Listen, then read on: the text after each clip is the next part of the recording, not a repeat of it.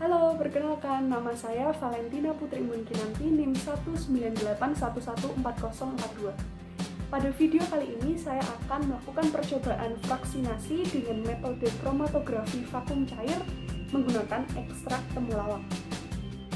Alat dan bahan yang digunakan, yang pertama adalah seperangkat alat kromatografi vakum cair yang terdiri atas sinter Wagner glass yang terdapat pada bagian atas, kemudian dihubungkan dengan Erlenmeyer pada bagian bawah. Selanjutnya ada selang vakum. Selanjutnya ada alat vakum. Kemudian sendok tanduk, kertas saring, dan pipet tetes. Kemudian untuk bahan-bahan yang digunakan, yang pertama adalah ekstrak temulawak, serbuk ekstrak temulawak yang telah dihomogenkan dengan serbuk silika gel GF254. Kemudian ada silika gel GF254 dan beberapa pelarut, yaitu ada pelarut polar, pelarut semipolar, dan pelarut nonpolar.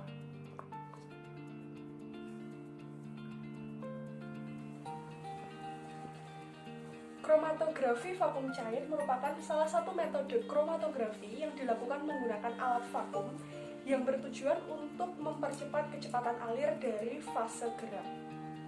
Ada beberapa komponen yang digunakan dalam metode ini. Yang pertama adalah fase diam, kemudian fase gerak, dan yang ketiga adalah sampel yang digunakan. Untuk fase diam digunakan silika gel GF254. Silika gel GF254 ini digunakan sebagai fase diam menggunakan metode dry packing sebagai salah satu metode yang efektif untuk mengemas sistem kromatografi agar diperoleh kerapatan yang maksimal. Langkah pertama yang dilakukan adalah dengan memasukkan kertas saring ke dalam kolom. Kertas saringnya sudah disesuaikan dengan diameter kolom, kemudian dimasukkan ke dalam sinter glass Wagner. Setelah kertas saring dimasukkan ke dalam sinter glass Wagner, kemudian fase diam silika gel GF254 dimasukkan ke dalam kolom di atas kertas saring tersebut.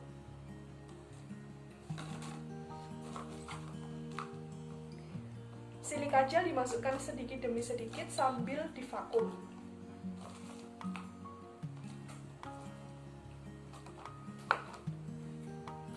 Kemudian vakum kita nyalakan dan fase diam dapat divakum.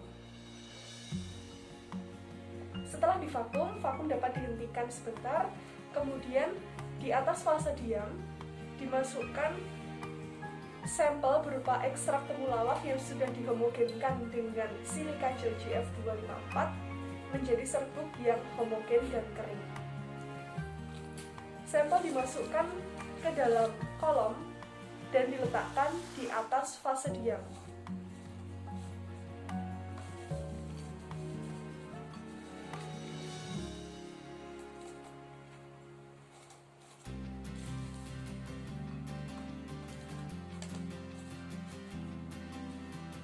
Setelah sampel dimasukkan di atas fase diam, kemudian divakum kembali.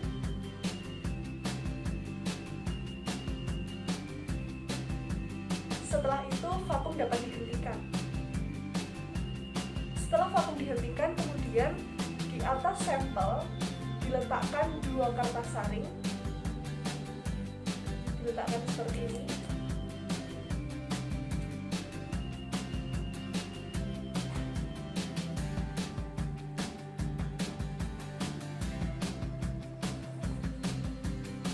Setelah kertas saring diletakkan di atas sampel, kemudian dituangkan pelarut di atas permukaan kertas saring.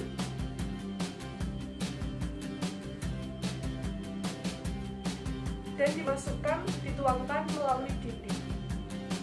Nah, kromatografi vakum cair ini memiliki prinsip untuk memisahkan fraksi berdasarkan pelarutnya.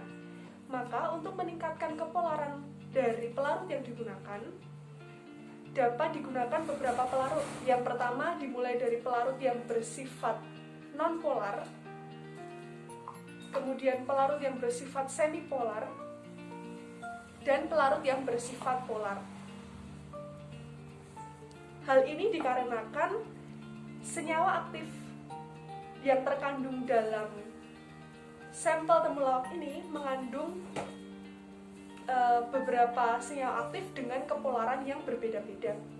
Maka untuk meningkatkan kepolaran dapat dilakukan campuran pelarut yang dapat dimulai dari campuran pelarut nonpolar dengan semipolar pada perbandingan tertentu, kemudian dapat dilanjutkan dengan pelarut semipolar yang dicampurkan dengan pelarut polar pada perbandingan tertentu.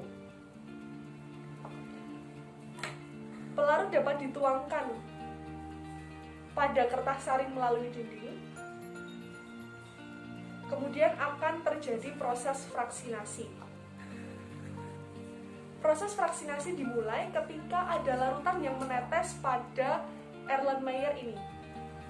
Proses fraksinasi akan dimulai ketika ada larutan yang menetes dan masuk ke dalam Erlenmeyer. Nah, fraksi yang turun adalah berupa larutan berdasarkan dari kepolaran pelarut yang digunakan. Fraksinasi dikatakan selesai ketika tidak ada lagi larutan yang menetes pada Erlenmeyer.